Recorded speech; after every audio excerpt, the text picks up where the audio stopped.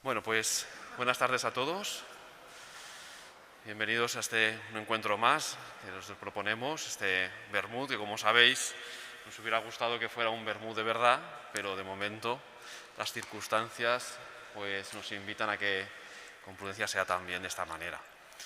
También un saludo a los que nos estáis siguiendo por el YouTube o por el Google Meet. Invitaros a los que, si queréis hacer alguna pregunta por el YouTube o por el Google, podéis hacerlo escribiendo la pregunta en los comentarios y después la leeremos aquí cuando lleguen hacia el final de la presentación. Y dicho esta parte técnica, pues tenemos el placer de invitar en esta tarde a don Enrique Lluch-Fregina, que es muchas cosas. No voy a leer todo el currículum porque es muy largo, pero voy a sacar dos cosas. Por supuesto, doctor en Economía, por lo tanto un gran experto en la materia, y también bachiller en Teología, lo cual también es una sorpresa también y una ayuda también para este diálogo precisamente pues, de un tema siempre tan complicado como es la economía, con la Iglesia, con la fe y sobre todo nos hablará también de la doctrina social de la Iglesia, que es de estas cosas también la gran desconocida de la Iglesia y que tanto tiene que aportarnos. Y bueno, pues voy a dejarle que hable él, que para eso está, y que nos ilumine. Y bueno, pues le agradecemos en primer lugar su presencia, el esfuerzo por estar esta tarde con nosotros.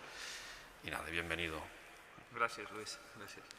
Vale, pues me han dado permiso para quitarme esto, que yo creo que también para los que estáis en casa va a estar mejor y para los que estáis aquí me voy a poner el cronómetro para cumplir con el horario que me han dado.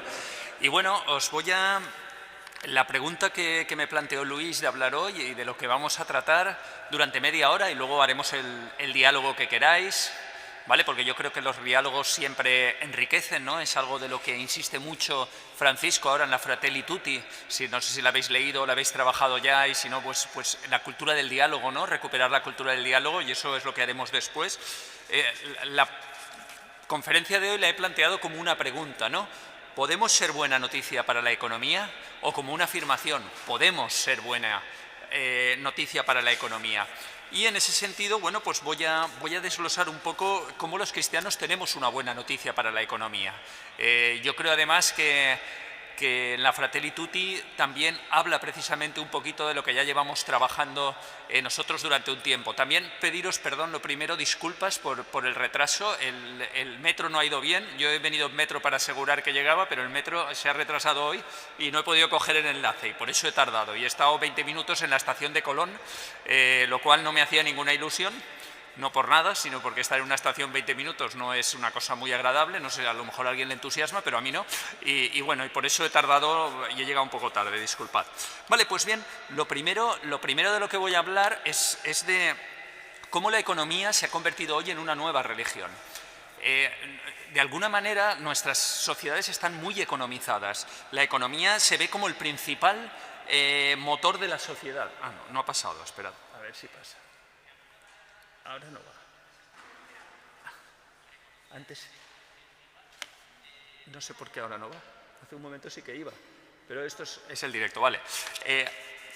La economía se ve como lo principal de la sociedad, ¿no? Toda la sociedad se subordina a la economía. Parece que si la economía va bien, todo va bien, y si la economía no va bien, esto es un desastre. De hecho, fijaos como en el problema de la pandemia, ¿qué se contraponía a la economía? Perdón, a la pandemia, a las muertes, a la enfermedad. La economía, ¿no?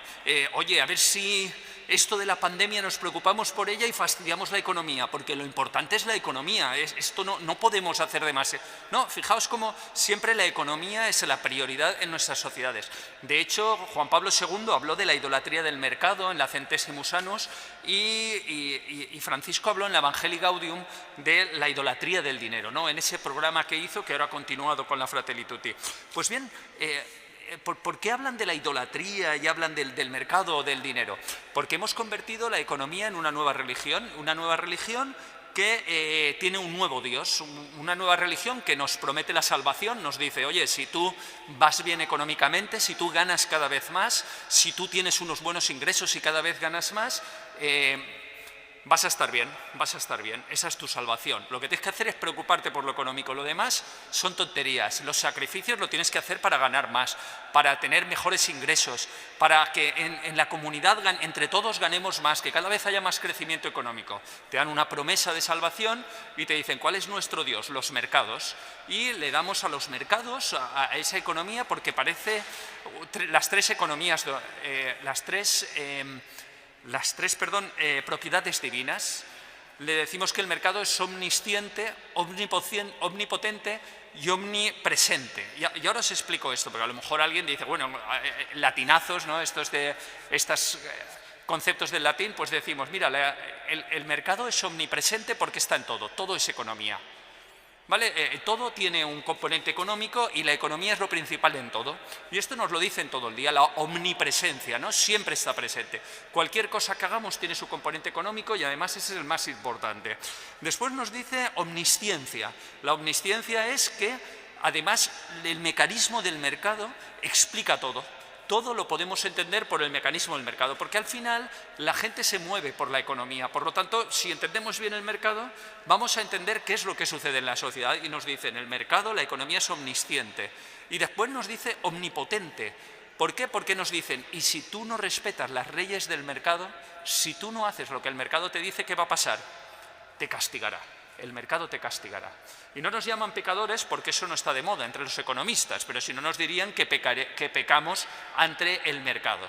Y entonces aparece el mercado como una cosa que está encima de nosotros y que nosotros lo único que podemos hacer es adaptarnos a ella, adaptarnos a lo que dice, porque hay unas leyes que parece que son inexorables y si nosotros no respetamos esas leyes va a ser un desastre.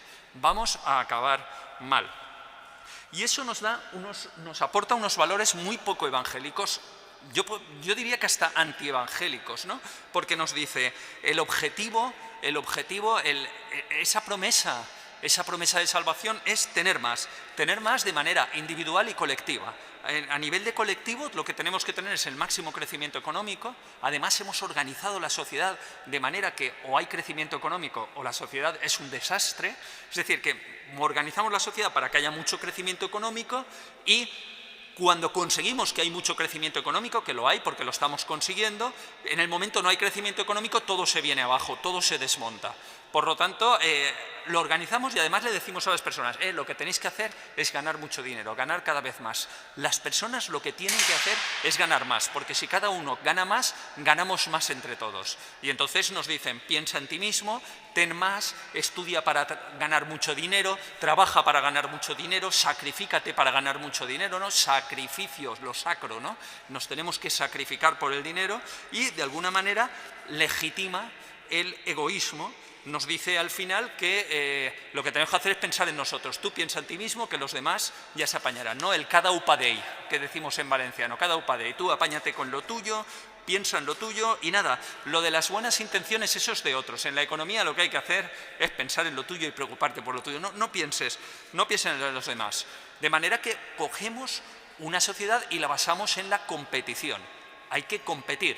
Y fijaos que aquí hay una diferencia, hay que ser competitivo, no competente, porque el competente es el que hace bien una cosa y porque lo hace bien se lleva los méritos, etc. No, lo que tienes que ser es competitivo, que quiere decir, tú tienes que ganar al del otro, tienes que tener más que el otro, tienes que vencerlo, tienes que competir contra el otro. Y basamos la sociedad en eso, no en la cooperación, no en juntarnos todos para hacer algo, no en compartir, no, eso son cosas antiguas. En economía lo que hay que hacer es competir, ser competitivo, ganar al otro, vencer e intentar tener tú lo máximo posible.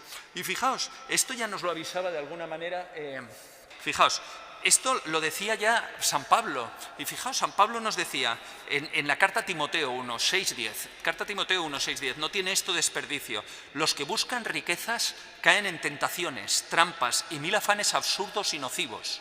Los que buscan, repito, para que los que buscan riquezas caen en tentaciones, trampas y mil afanes absurdos y nocivos que hunden a los hombres en la perdición y la ruina. Y ahora viene el elemento clave, ¿no?, de este texto, porque la codicia es la raíz de todos los males. La codicia es la raíz de todos los males. Fijaos, esto es importante, ¿no? Y esto tiene una relación muy directa con lo que dice Dios, ¿no? No se puede querer a Dios y el dinero. no se puede querer al mismo tiempo a Dios y al dinero. No puede decir no se puede querer al mismo tiempo a tu vecina y al dinero, o a la mujer de otro y al dinero. No, no, no. Dice a Dios y al dinero, ¿no? ¿Y quién dice que es muy difícil que entre en el reino de los cielos, más difícil que meter un camello por la punta de una aguja? ¿Quién? El joven rico, ¿no? El que está apegado a sus riquezas. Y San Pablo incide en eso, ¿no? La codicia es la raíz de todos los males y muchos, arrastrados por ella, se han apartado de la fe y se han acarreado muchos sufrimientos. Y se acarrean muchos sufrimientos a ellos mismos, a ellos mismos. Y claro, evidentemente a los demás, porque el que sufre y se acarrea sufrimientos a él mismo, además, al final acaba haciendo sufrir al que tiene al lado. Pues bien, ante esto, el Evangelio es una buena noticia para la economía, porque nos da otro camino, nos dice, las cosas se hacen de otras maneras. Fijaos, en la Caritas in Veritate de Benedicto XVI decía, en las relaciones mercantiles el principio de gratuidad y la lógica del don, como expresiones de fraternidad, pueden y deben tener espacio en la actividad económica ordinaria. Es decir, Benedicto XVI nos recuerda la gratuidad, la lógica del don, pueden y deben tener parte en la economía, justo todo lo contrario de lo que se hace normalmente. Dice, esto es una exigencia del hombre en el momento actual, pero también de la razón económica misma. Nos está diciendo, para que la economía funcione bien, la gratuidad y la lógica del don tiene que estar en el interior de la economía, tiene que ser el corazón de la economía. Y bien, ¿cómo es esto? Porque uno dice, pues esto es la idea contraria, ¿no? De hecho, a mí hay gente que te dice, ¿cómo puedes hablar de economía y solidaridad si son cosas totalmente contrarias, ¿no? Hay gente que directamente te dice, esos son incompatibles, chocan. Hablar de solidaridad y economía es hablar de contrarios. No, no es hablar de contrarios. Tal como tenemos la economía planteada así, sí. Ahora en estos momentos, sí. Pero la economía se puede plantear de otra manera. Hay otras maneras de hacerlo. Y en eso es donde tenemos la buena noticia del Evangelio, la buena noticia de la economía. Y lo primero que tenemos es cómo Benedicto XVI nos vuelve a insistir, la economía puede ser vivida en clave ética. La economía puede ser vivida en clave ética. Nos lo dice en la Caritas in Veritate 36. La economía evidentemente tiene un componente científico, como todas las ciencias, pero las ciencias intentan contestar a preguntas y hacer relaciones de causalidad. Es decir, si sucede esto, la consecuencia va a ser esta otra. E intentan contestar a esas preguntas de una manera lo más objetiva posible e intentar buscar relaciones causales que se mantengan independientemente de lo que tú creas. ¿Vale? En ese sentido, las ciencias pues, son independientes. En ese sentido, cuando buscan la respuesta, si dicen, oiga, ¿cómo podemos curar el coronavirus? Y entonces los científicos intentan buscar un sistema para curarlo o un sistema para hacer una vacuna. Y cuando hacen sus análisis científicos y sacan esa vacuna, los resultados de la ciencia son independientes de si yo soy musulmán, si yo soy católico, si no soy religioso ni nada. En esa parte, la ciencia es independiente de nuestras ideas, de nuestro pensamiento. Yo estoy buscando relaciones de causalidad para curar algo. Pero hay una parte en la ciencia que no es exenta a la ética, que es ¿a qué preguntas respondo? ¿Qué es lo que quiero conseguir con esa ciencia? Porque claro, uno podría decir, esto del coronavirus, wow, yo lo que quiero es que la ciencia me diga cómo puedo hacerlo más letal, cómo puede matar a más gente. Y voy a buscar a científicos que me ayuden a decir cómo puedo incrementar la fuerza del coronavirus para que mate todavía más gente. Podríamos hacer eso y podríamos dar respuestas científicas a eso. Y encontraríamos respuestas científicas y diríamos, oye, las respuestas científicas son objetivas, hemos conseguido una manera de hacerlo más letal. Pero claro, la pregunta es siempre ética. ¿Qué quiero buscar con la ciencia? La ciencia tiene una parte objetiva, pero las preguntas que tiene que contestar, ¿cómo enfocamos la ciencia? ¿Hacia dónde la orientamos? ¿Qué queremos conseguir con ella? Insisto, siempre es ético o no ético. Siempre es una parte donde sí que entran los valores, donde sí que entra la concepción humana. Y cuando nosotros decimos quiero investigar el coronavirus para curar a las personas, estamos diciendo lo mejor es curar a las personas y estamos dando una concepción ética de la vida en la que queremos salvaguardar la vida de esas personas. Bueno, pues en economía es lo mismo. En economía hay una parte científica que contesta preguntas, pero las preguntas nunca son objetivas, son subjetivas. Las preguntas las planteamos nosotros. Nosotros decimos qué queremos conseguir con la economía, qué es bueno y malo en la economía. Y eso no es una cuestión científica, eso es una cuestión ética, eso es una cuestión de qué creemos que es mejor, es una cuestión de nuestras creencias, nuestra concepción de la vida. Fijaos, a Francisco ahora, con esta nueva encíclica, no es la primera vez que lo hacen, hay gente que le critica, es que no hace caso a la ciencia. Y yo digo, claro que no hace caso a la ciencia, porque él no está hablando de la ciencia económica, él está hablando de qué preguntas cree que se tiene que plantear la ciencia económica, de qué cree que es lo bueno en economía, para que luego la ciencia busque cómo hacer eso mejor. Y ahí está la diferencia. Por lo tanto, nosotros, bueno, Benedicto XVI decía, el sector económico no es ni éticamente neutro, ni inhumano o antisocial por naturaleza.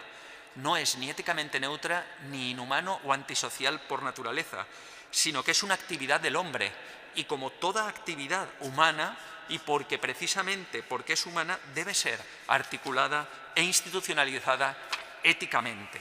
Por lo tanto, la economía también puede plantearse de una manera ética, no solo de una manera con una idolatría de que los mercados es lo mejor, que tenemos que tener más entre todos, que tenemos que conseguir, que hay que ser egoísta, que tienes que chafar al otro, porque si no, no, podemos plantear otra manera de hacer economía.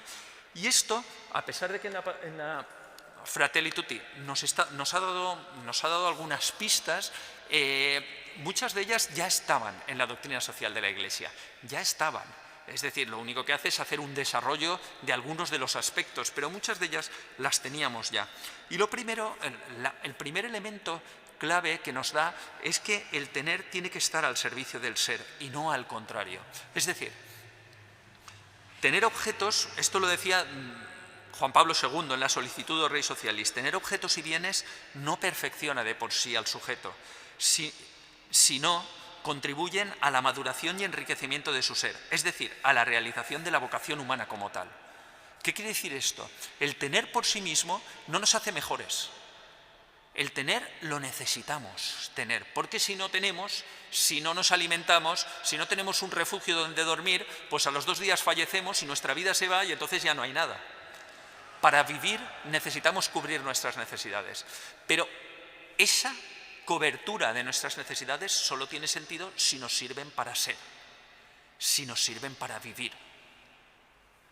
Por lo tanto, ante una sociedad que pone el tener por encima del ser y que dice lo que tienes que hacer es subordinar todo tu ser, sacrificarte para tener,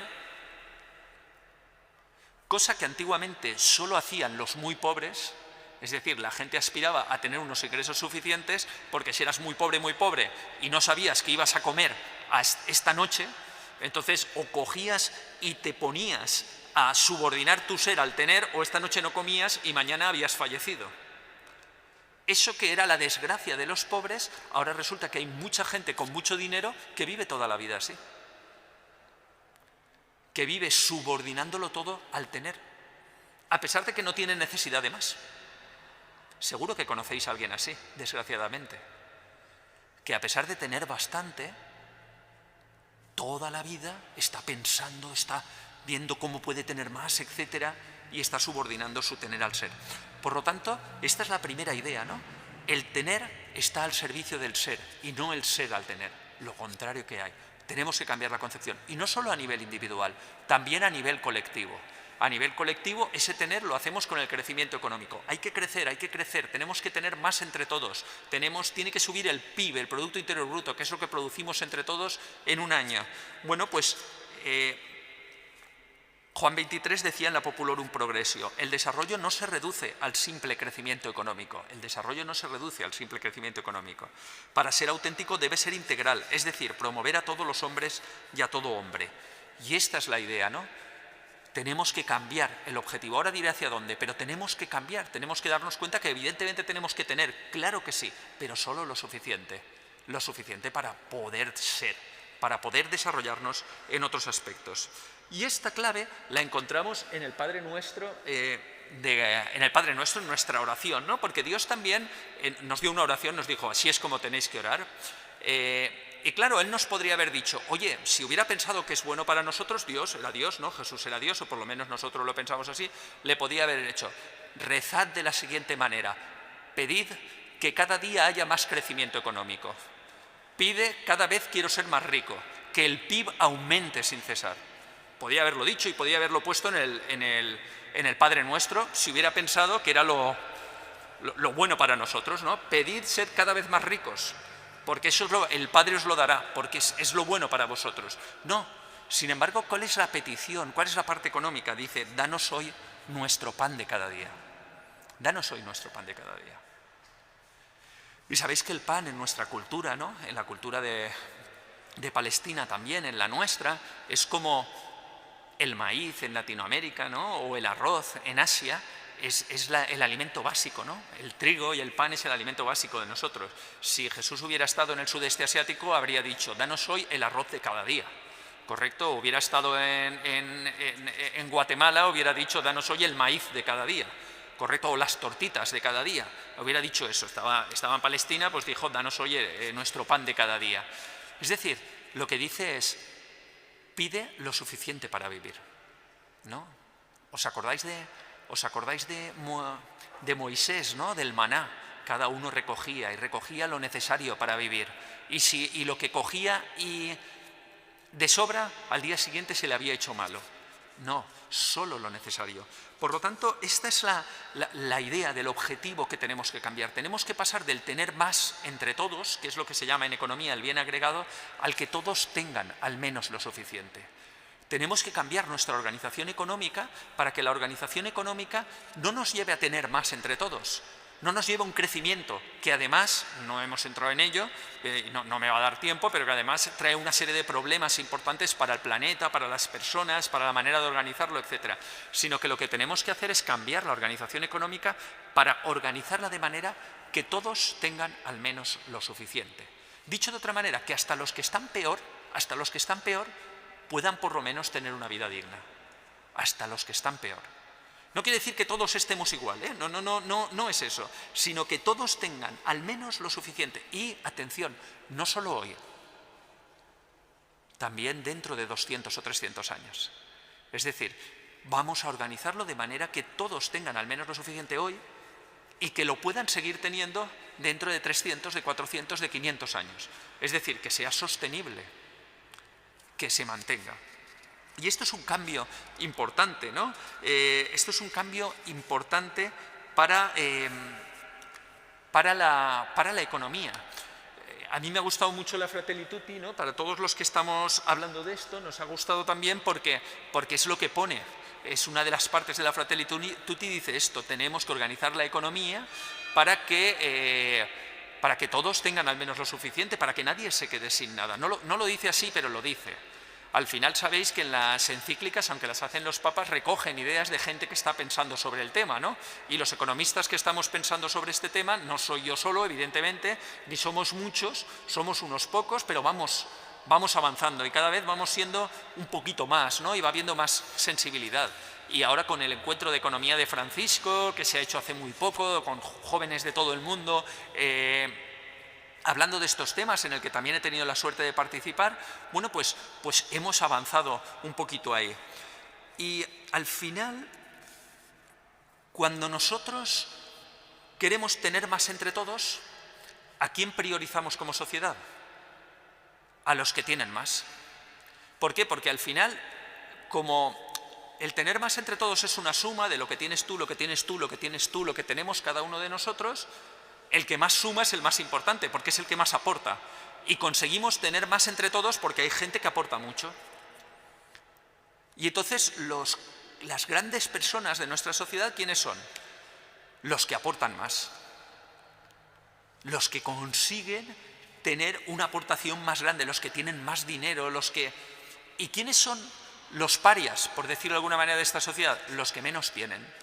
¿Por qué? Porque los que menos tienen no aportan. no aportan a la sociedad y como no aportan hacen que nuestro crecimiento económico no vaya adelante. Lo que nos interesa es gente que cree empresas, que haga mucho crecimiento económico, que gane mucho dinero, eso es lo que queremos, gente así en la sociedad. Pero no queremos a gente que no aporte nada, que no aporte más dinero y tal, estos no. Ahí aparece lo que llamamos la porofobia, ¿no? La fobia a los más pobres, el odio a los más pobres. Los inmigrantes no los queremos porque sean negros, no los rechazamos porque sean negros o morenos o de otra, no los queremos porque son pobres. Si viene una persona negra rica, no hay problema, la acogemos muy bien. Mientras venga con dinero, si viene un musulmán rico, mirad Marbella, los hemos acogido súper bien. Hay todos que vengan ahí, que compren los chalets y que estén bien, ¿no? Pero si el musulmán es pobre, no lo queremos. ¿Vale? No hay un odio al extranjero, como hay gente que nos hace creer. En España, si hubiera un odio al extranjero, con unos 40 millones de extranjeros que vienen todos los años a España, imaginaos si los odiásemos, aquí se armaría. No, vienen 40 millones de extranjeros y aquí no pasa nada. No odiamos al extranjero, odiamos al pobre, al que no tiene. ¿Por qué? Porque no aporta, porque no nos da. Por lo tanto, en una organización en la que nos enfocásemos en que todos tengan al menos lo suficiente, ¿quién va a ser la prioridad? El que menos tiene. Vamos a intentar organizar la sociedad para que hasta el que menos tiene tenga al menos lo suficiente.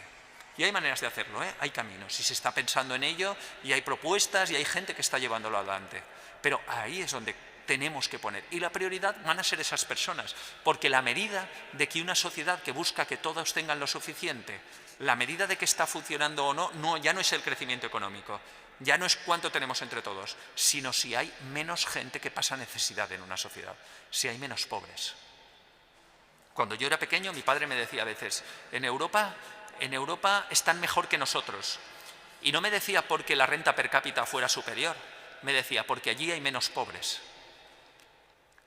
Y fijaos, ahí había una cosa inexacta, ¿no? Porque nosotros también somos Europa, y cuando yo le decía a mis amigas o a mis amigos del extranjero, es que vosotros los europeos, me decían, oye, como si tú no fueras europeo. Y yo, tienes razón, pero nuestra concepción era hablar de Europa como si no estuviéramos dentro, ¿no? Ahora ya no pasa, pero cuando yo era pequeño pasaba. Pero tenía una gran verdad. Mi padre medía el estar mejor o el estar peor porque hubiera menos gente que pasaba necesidad.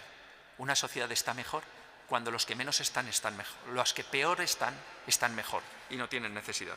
Y eso nos lleva, eso nos lleva a otra de las claves que nos da el Evangelio. Porque claro, ¿cuál es el milagro más repetido en los Evangelios? ¿Cuál es el milagro más repetido? Que se repite hasta en 6 veces, y yo creo que vosotros sois gente ahí formada y sabéis que solo hay 4 evangelios, ¿no? Si se repite hasta 6 veces es porque hay en 2 que se duplica.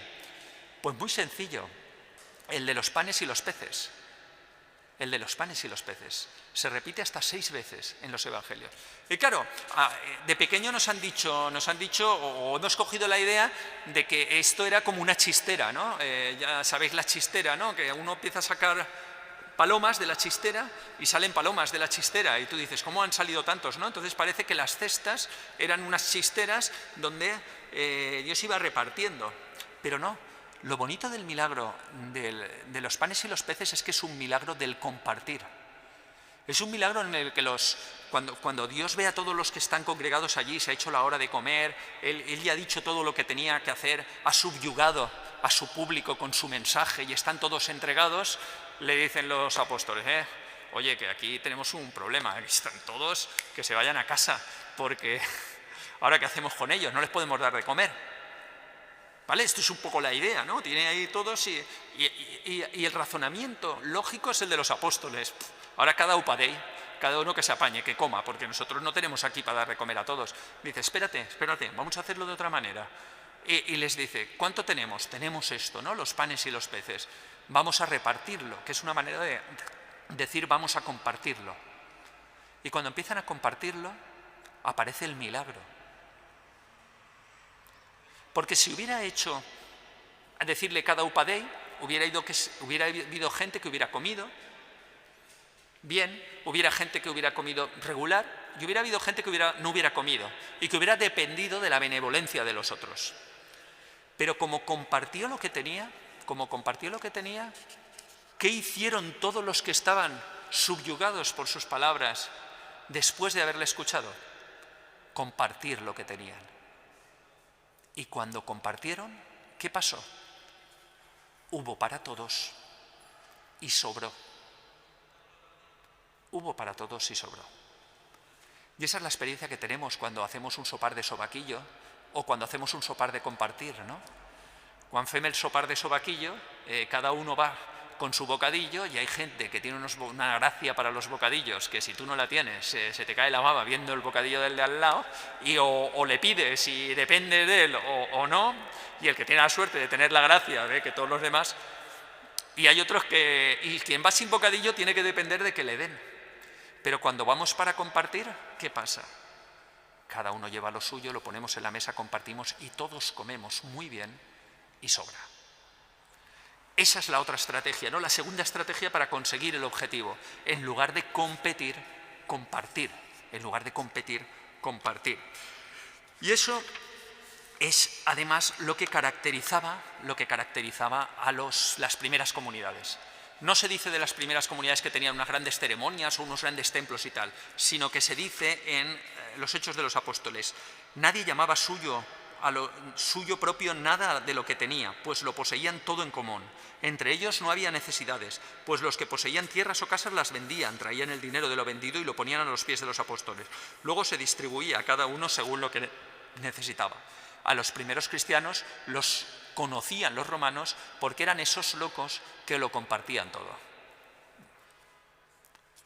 Y bien, acabo porque me ha dado Luis media hora y yo soy muy respetuoso con los tiempos. Acabo diciéndoos que ya Benedicto XVI, Francisco nos han hecho una llamada a la acción. Nos han llamado a la acción. Benedicto XVI dijo que había que construir el bien de la paz mediante un nuevo modelo de desarrollo y economía. Tenemos que conformar un nuevo modelo de desarrollo y economía. Y Francisco nos ha dicho que la Iglesia no puede ni debe quedarse al margen de la lucha por la justicia. Estamos llamados a preocuparnos por la construcción de un mundo mejor. Por lo tanto, estamos llamados a repensar la economía, a repensar cómo gestionamos nuestra economía, a repensar cómo repensamos o cómo planteamos nuestras instituciones económicas, cómo planteamos la institución de nuestras parroquias, de nuestras entidades y cómo también nosotros ponemos el tener al servicio del ser. Y bien, con estos 31 minutillos, que era lo que me había dicho, me pongo a vuestra disposición, me pliego a vuestras preguntas y lo que queráis preguntarme, pues tenemos el rato de diálogo que me marque Luis. Yo estoy a vuestra disposición.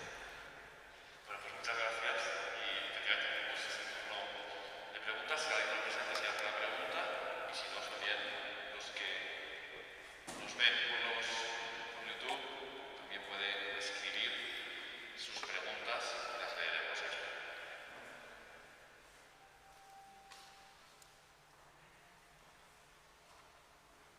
¿Alguien se anima a hacer la primera pregunta?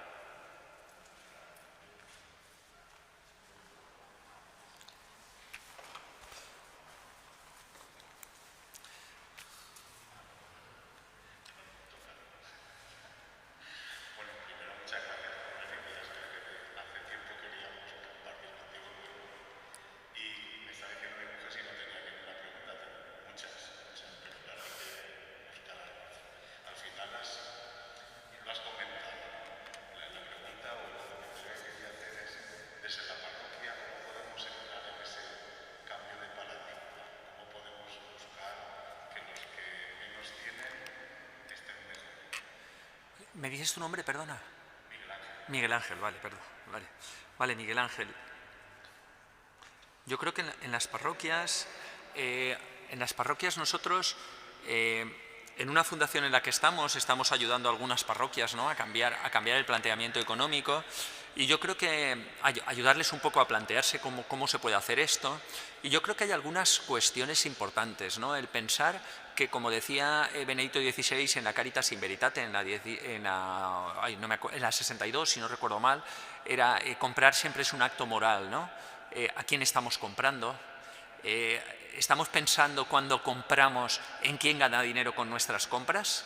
porque no es lo mismo que la ganen unas empresas que otras. Hay empresas que pagan buenos salarios, que tratan bien a sus trabajadores, que potencian la economía local y por lo tanto lo mueven, que buscan productos ecológicos o productos que están conservando el medio ambiente, y hay otras que les da igual totalmente eso, que pagan unos salarios penosos, que a lo mejor te lo venden más barato, pero están fabricando no sé dónde con... Vale, pues esa es una parte, ¿no? Pensamos en eso, ¿no? Segunda, yo te doy así unas pistas, tal, lo mismo con los ahorros. ¿Dónde ponemos los ahorros de la parroquia? ¿Dónde están los dineros de la parroquia? ¿Qué hace el banco en el que nosotros ponemos los dineros con esos ahorros?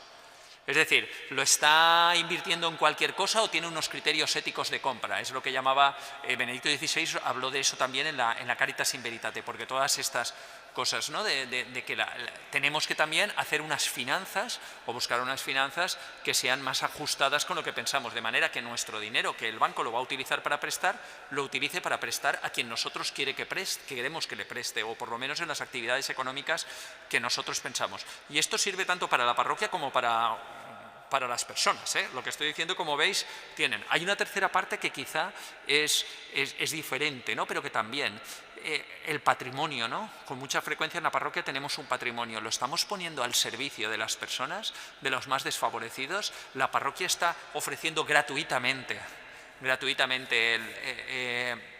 su patrimonio para que la gente más desfavorecida pueda de alguna manera sentir el regalo de la Iglesia de una manera también con el patrimonio. Y esto no se limita a Cáritas, que Cáritas ya lo está haciendo, ¿correcto? Ya cuento que Cáritas está haciéndolo.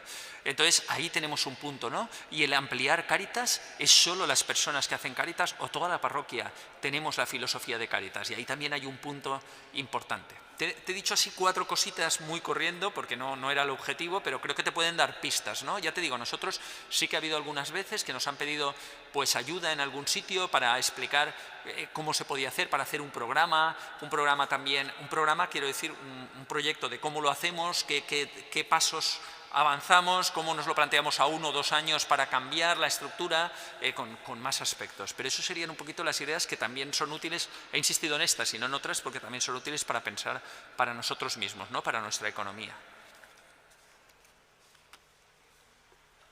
Si me decís el nombre os lo agradezco, porque así...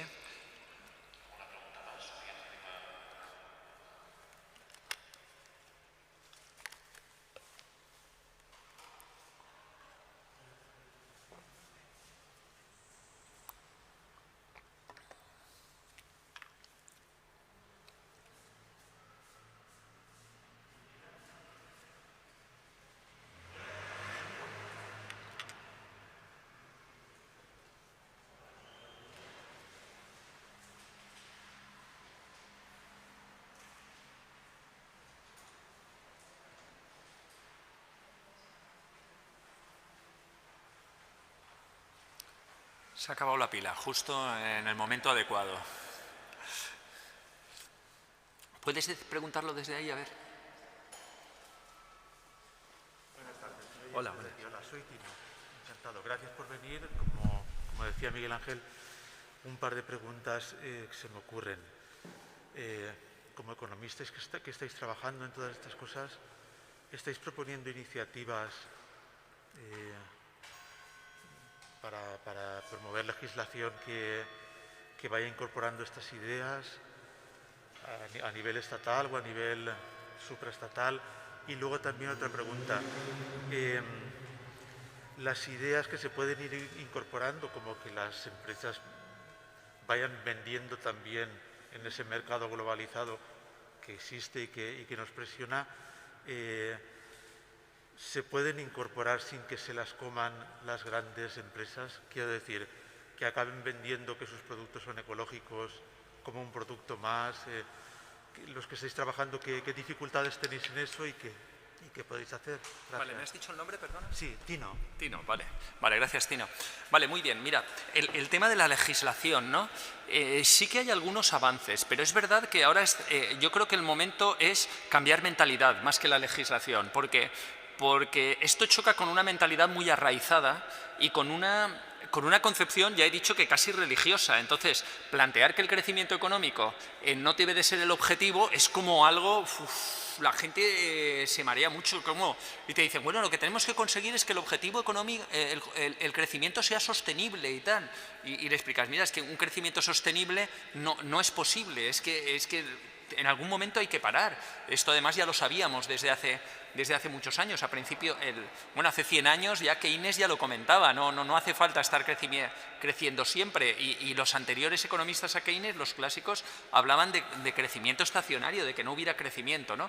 Entonces, yo creo que ahora estamos más en el tema de cambiar mentalidades. Aún así, sí que hay cambios de legislación, aunque a veces, como la mentalidad no se ha cambiado, los cambios de legislación son difíciles. Por ejemplo, por poneros un ejemplo, hay administraciones públicas que están concienciadas y ya se han dado cuenta y han dicho, mira, si yo busco siempre el precio más barato, a veces lo que hago es comprarle a gente que está pagando muy bajos salarios. Como están pagando muy bajos salarios, al final esa gente a la que le están pagando bajos salarios y la que tiene empleos precarios, me viene a servicios sociales por otro lado. Por lo tanto, por un lado consigo más barato, pero por otro lado me lo estoy gastando en servicios sociales y en cuestión pública. Por lo tanto, lo que quiero hacer es incorporar criterios sociales, de manera que cuando yo vaya a contratar a alguien esté pagando buenos salarios, etcétera. ¿Para qué? Para que al menos lo que yo compro como sector público no me esté trayendo luego gente que me tenga que gastar el dinero por otro sitio. Prefiero que se lo ganen en salarios, que se lo ganen trabajando y no que tenga que estar yo dando ayudas.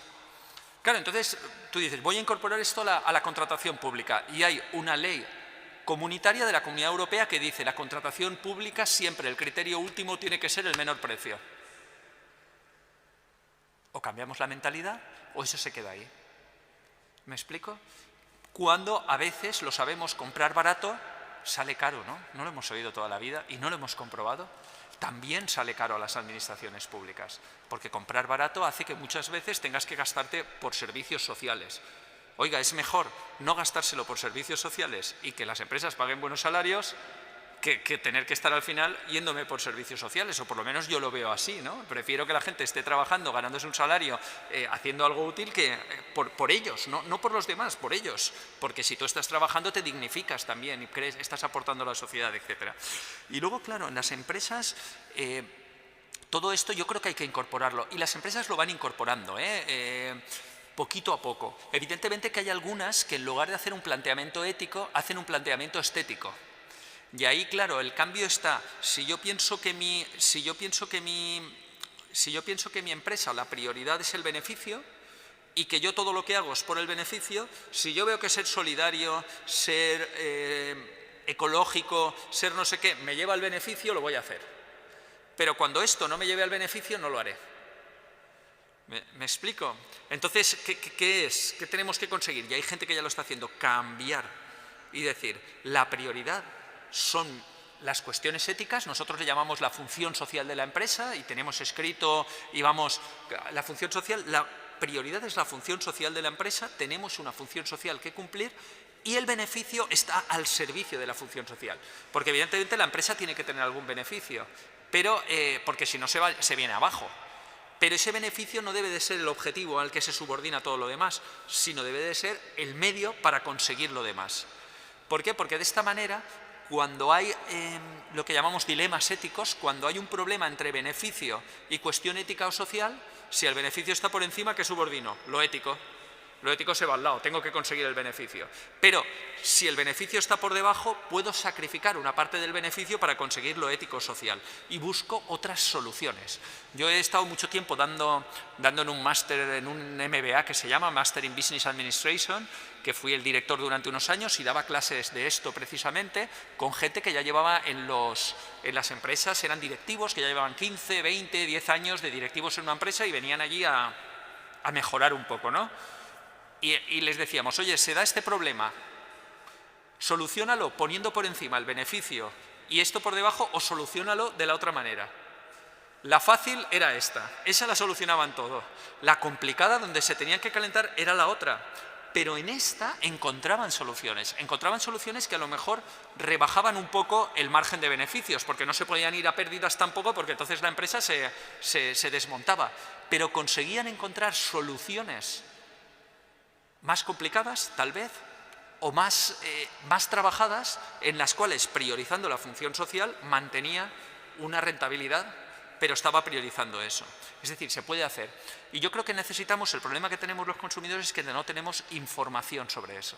Y cada vez más estamos buscando que nos den más información en el mercado. Y más información no solo sobre el precio, sino también, y no solo sobre el origen de los productos, sino también sobre las condiciones sociales en las que se han producido.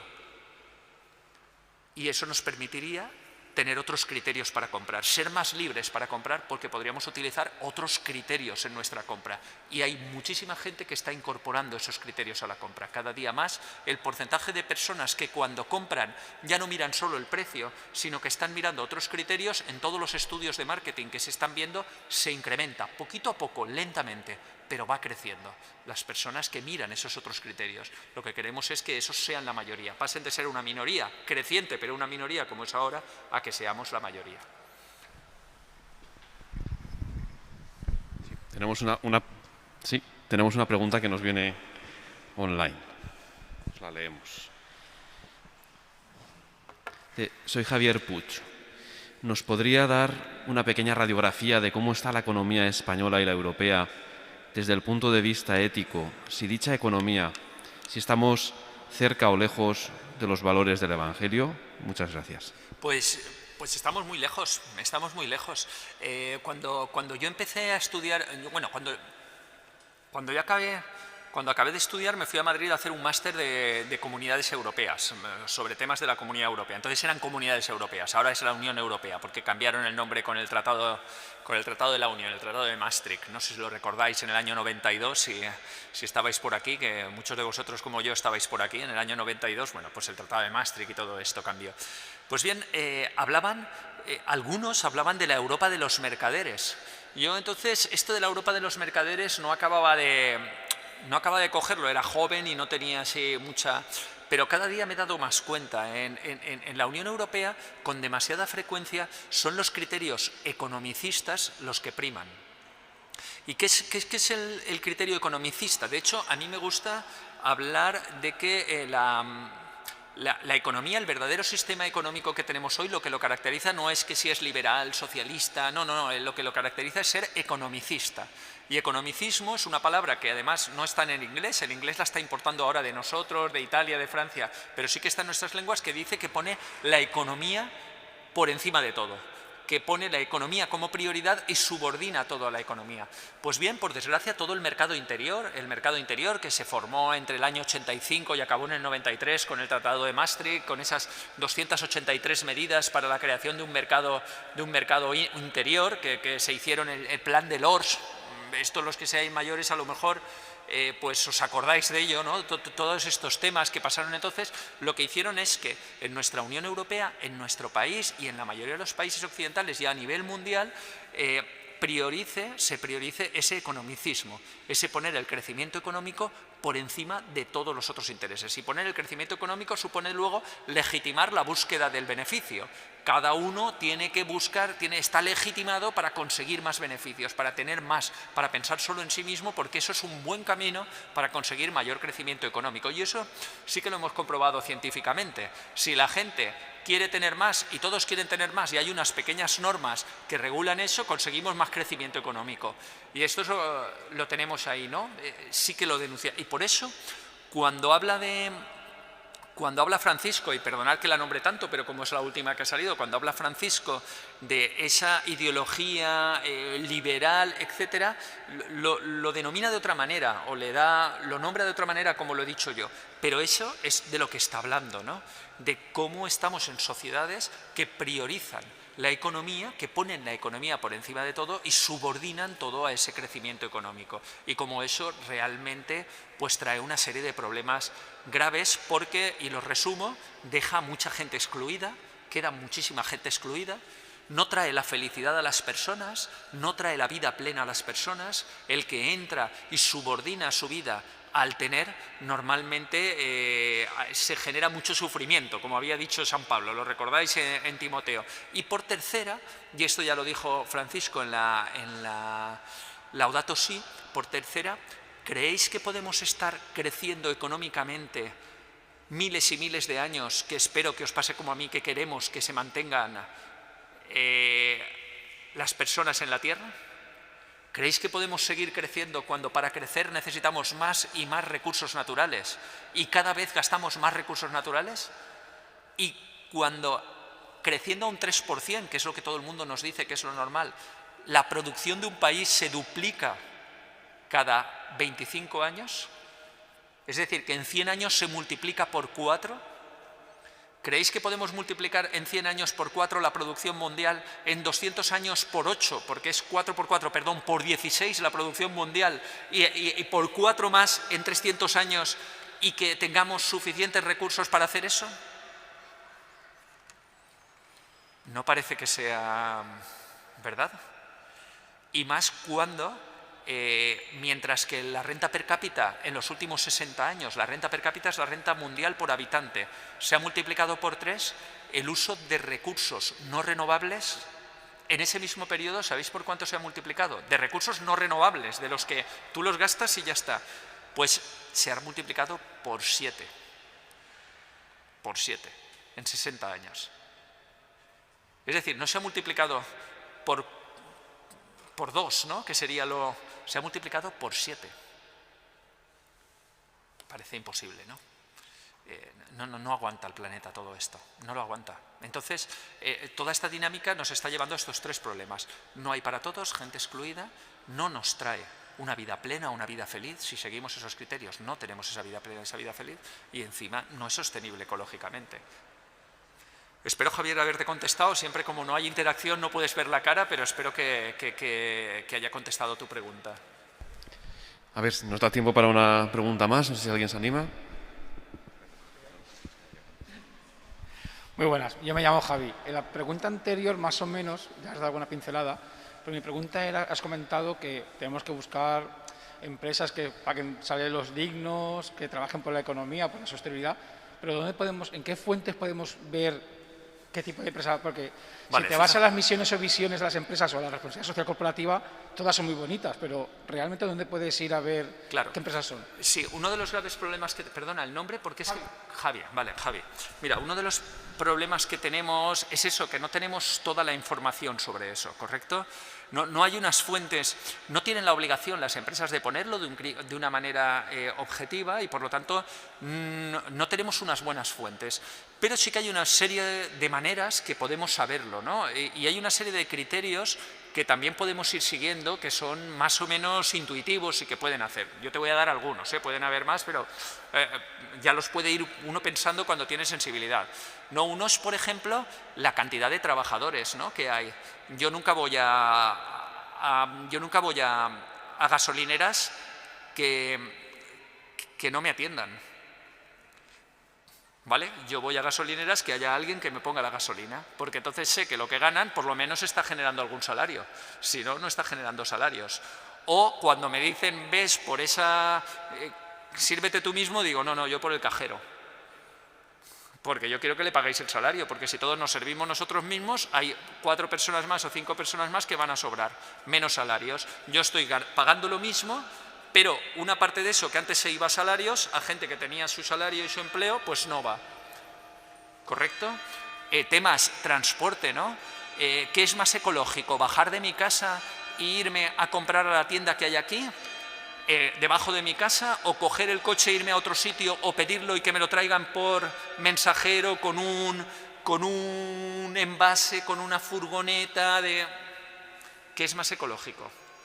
Pues es mucho más ecológico bajar, ir andando y comprarlo, porque además a la tienda no va un mensajero para cada cosa que lleva a la tienda, sino que va un camión que lleva un montón de cosas, y en un camión lo lleva todo. Y sin embargo, cuando me traen a mí cosas a distancia, viene cada vez un paquete con su envase, más basura, más producción, etc. Otros criterios, preguntar. Cuando yo voy a comprar a un sitio, puedo preguntar a los empleados, oye, ¿os tratan bien? ¿Os pagan buenos salarios? Tal, y eso se sabe. Y eso se puede saber, ¿no? Y yo también lo pregunto, ¿siempre tienen los mismos empleados o va habiendo mucha rotación? Porque si siempre tienen los empleados, seguramente es que hay promoción interna, que están pagando unos salarios más dignos, etcétera. Si hay mucha rotación es que yo te cojo a ti, te pago poco y enseguida te vas y cojo a otro, porque claro, tú tampoco te quieres quedar, porque con lo poco que te estoy pagando... ¿Me explico, por favor? Es decir, que hay una serie de criterios que desgraciadamente no tenemos esa información, nosotros intentamos, y con esto contesto también a ti no antes, ¿no? Que a lo mejor no había, intentamos que eso, o queremos y hacemos presión para que eso aparezca en las etiquetas, aparezca en la manera de comprar, que la gente lo sepa para poder elegir, pero nosotros también podemos elegir, ¿no? Voy a ponerte un ejemplo que me gusta mucho en mi pueblo. En mi pueblo yo tengo debajo de casa una papelería, ¿correcto? Yo lo compro todo en esa papelería. Los libros, además traen libros también. Yo me gusta mucho leer, entonces compro libros y entonces se los compro todos abajo. No los tiene, pero le digo, Chaume, tráeme este libro y tal, y me los trae, ¿correcto? Y claro, un día me comentó, hay una empresa aquí en el pueblo, hay una empresa en el pueblo que le compra todo el material de oficina. Fijaos, esa empresa está haciendo una labor social importante. Además, sé que lo hacen por eso, porque los conozco y luego lo hablé con ellos y me dijeron, sí, lo hacen. Además, el de la tienda me dijo una vez, ¿qué están haciendo? Dicen, yo el material de oficina como empresa que necesito mucho, pueden irse a cualquier sitio, sacarlo muy barato y estar mejor la empresa. ¿Pero qué dicen? No, se lo compramos al kiosco del pueblo, porque eso permite que siga habiendo un kiosco en el pueblo. Permite que también dé servicios a otras personas. Como lo nuestro además es gordo, no es que viva solo de nosotros, pero nosotros le estamos dando una parte sustancial que le permite luego, con lo que vende a todos los demás, mantenerse y tener un empleo en el pueblo o 2 empleos y crear economía, ¿no? Ahí. ¿Me explico? Fíjate tú la visión. Y lo hacen con la papelería, pero también lo hacen con otras cosas. Entonces dices, wow, no están pensando solo en su beneficio.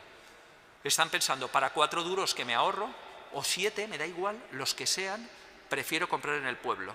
Porque eso nadie más lo sabe, lo sabemos muy pocos que eso lo hace, muy poquitos, pero está haciendo una labor esencial para que siga habiendo comercios en el pueblo, para que haya empleo en el pueblo y tal. Y además, evidentemente, el de la papelería de abajo los cuida, ¿correcto? Además los cuida, ¿no? Le está haciendo negocio. Y entonces aparece una cosa de la que habla Francisco también mucho y que es importante, y que en economía, toda la escuela de economía civil, hablamos mucho de eso, que es la cultura del encuentro. La economía tiene que ser una excusa, es una excusa para la relación.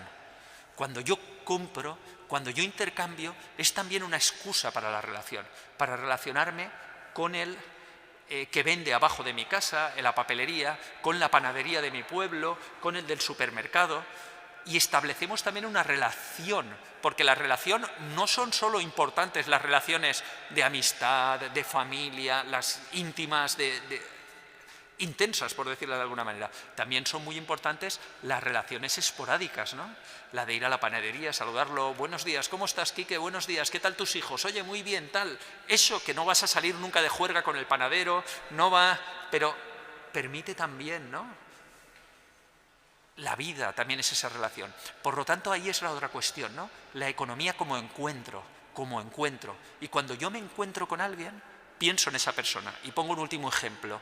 Si yo voy a la panadería, le pago con 20 euros una cosa de 5 euros y me devuelve 25, ¿yo qué le voy a decir? Hombre, así no ganarás dinero. Si yo te pago 5, si te pago para una cosa de 5 con 20 y me devuelves 25, te vas a arruinar. ¿O no? Yo creo que la mayoría haríais eso. Si alguien no lo hacíais, no me lo digáis, ¿vale? Pero yo creo que la mayoría lo haríais, ¿no? Y le decís, oye, me tienes que devolver 15, te he pagado 5, ¿correcto?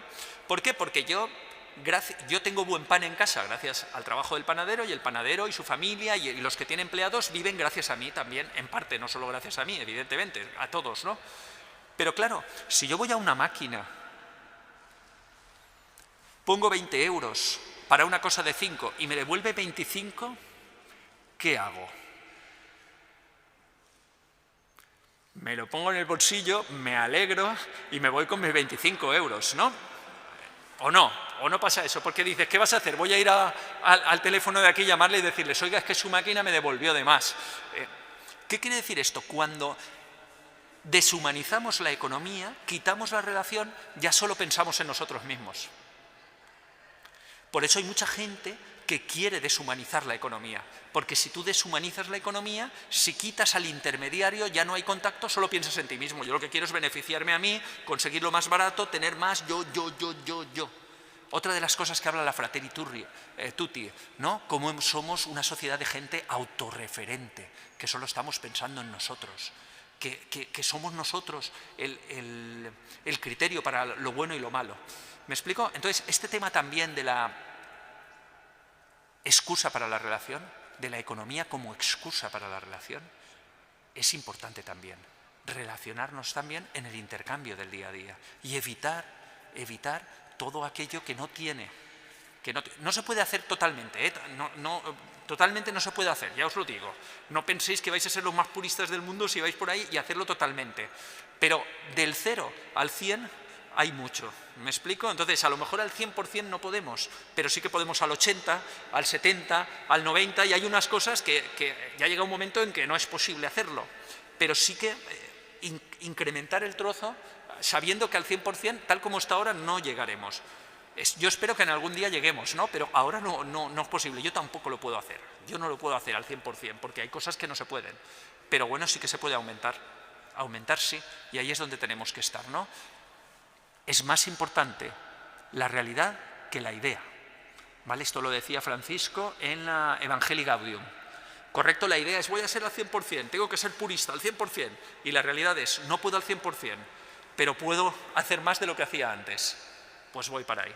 Y voy subiendo poquito a poco, sin prisas, pero sin pausas, sabiendo qué es lo que quiero. Sé que el ideal sería el 100%, no voy a llegar del todo, pero no pasa nada, puedo acercarme.